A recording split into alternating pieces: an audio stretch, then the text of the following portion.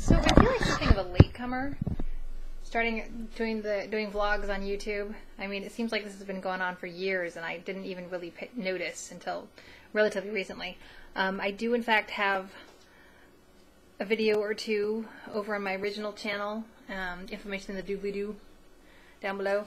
If you really want to look, like I said, it's kind of amateurish. It was a while ago.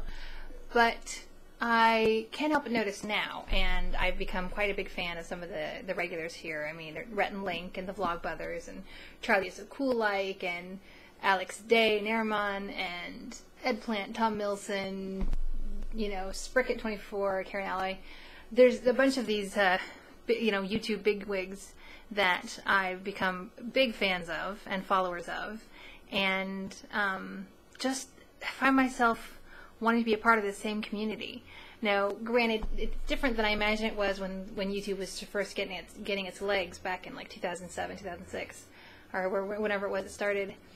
But I find myself wanting to participate, even if it's like me and my 3 best buddies who actually watch my channel. I don't know. But I figure I've got something to say, maybe nothing profound or important, but something. And I really look forward to creating something.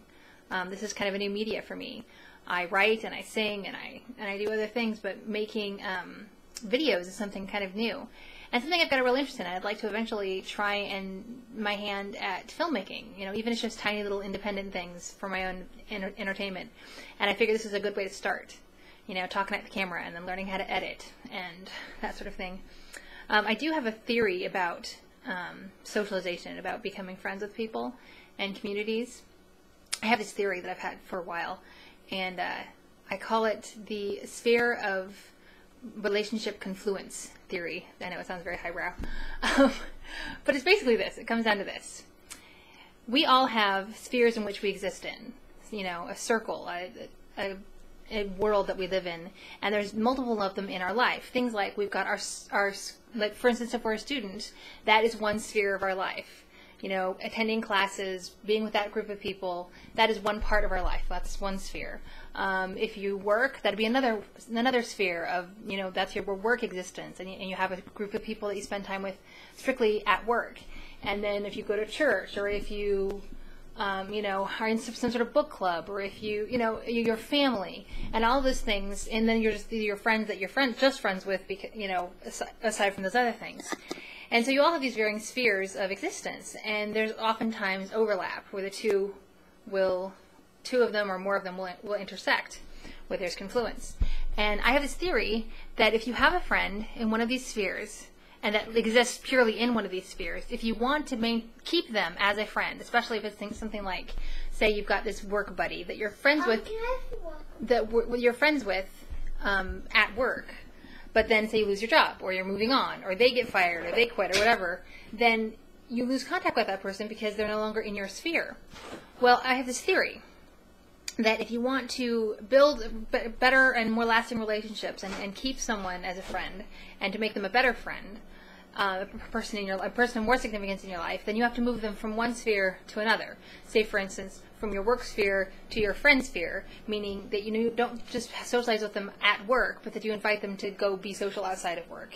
And I think any of those boundaries can be crossed, but it takes a deliberate effort to move them from one sphere to another, to be from one portion of your life to sharing into another portion of your life. And by doing that, you create additional bonds, and in theory, if things go as planned, you become better friends, and they're more likely to be a person in your life, not just in one dimension, but in multiple dimensions. So there it is, my spheres of relationship confluence theory. And I think that we can now add our internet lives as another sphere, because we have friends. I mean, all of us, most of us that have these virtual lives, we have friends that we're just friends with online. I've got a whole rich social life filled with people I have never met. I like to meet them. I aspire to meeting them, but as of this point, I haven't met any of them. And yet, I feel like we're genuinely friends. We're genuinely good friends. We talk, and thanks to things like video chat and voice chat, they're very real people to me. And when they'll pick up the laptop and give me a tour of their apartment or whatever. And so I've got these friends that are, on the other side of the planet, Manila and Australia, the Philippines and Australia and all over America and Canada and South Africa, and they've become genuine friends of mine, which is great. But if I want them to hold a place of permanence in my life, I have to move them from the online sphere into another sphere of my life. And what I hope to do is actually spend time with these people, and it might take some time and some planning and some saving because I'm really poor. But eventually, I hope to cross the pond and go across the country and go hang out in Australia or wherever to make these friends not just my net friends but my real friends. So, and I think the internet can be like that as well. I mean, there are people that I would like to get to know. There's a bunch of YouTubers that I think are amazing people and think they'd be really great to hang out with and get to know. And who knows? Maybe next year I'll go to the VidCon. Who can say? If there's another VidCon, I hope there is.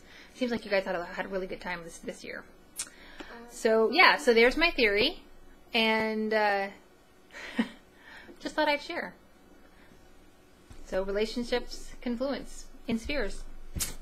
Tell your friends. For now, and talk to you later. Bye.